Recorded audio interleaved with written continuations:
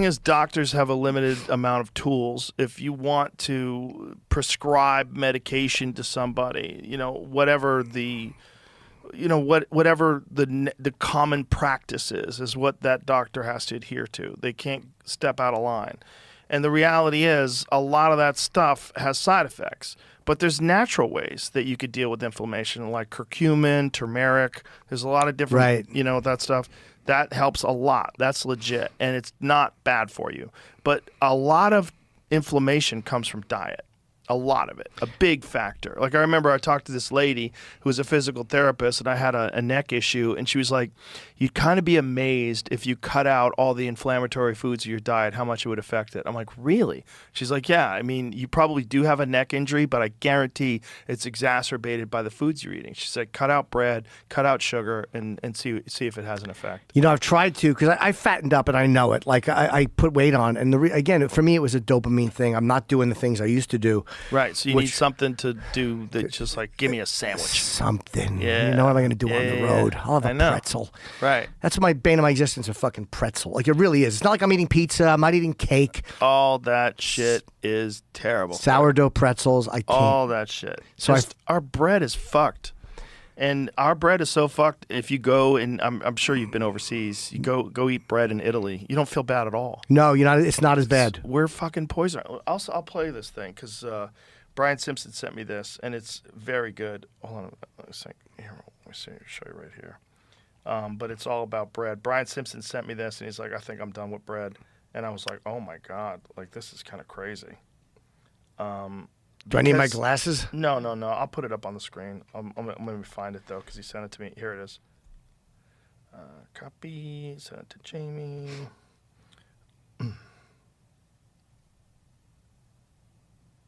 Here it is.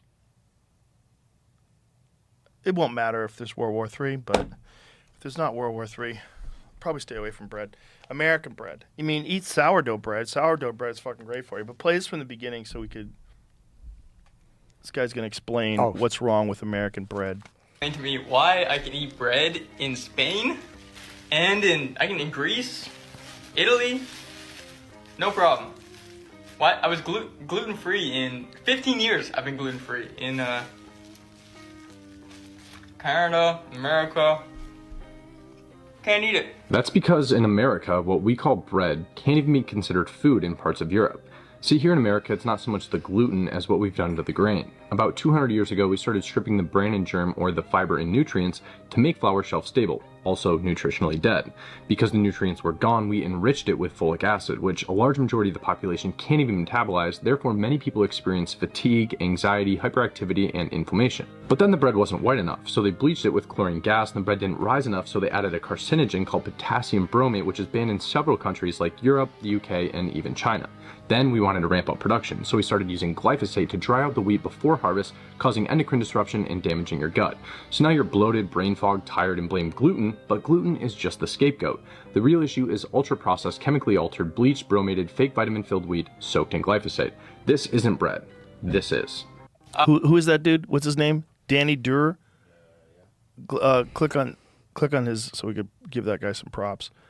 Dennis Eckelbarger. Denny, DNNY_DURE on Twitter and Instagram. Do you know, I will never, as I'm watching him do that, I will never be able to do anything into camera as well as he just described how shitty bread is.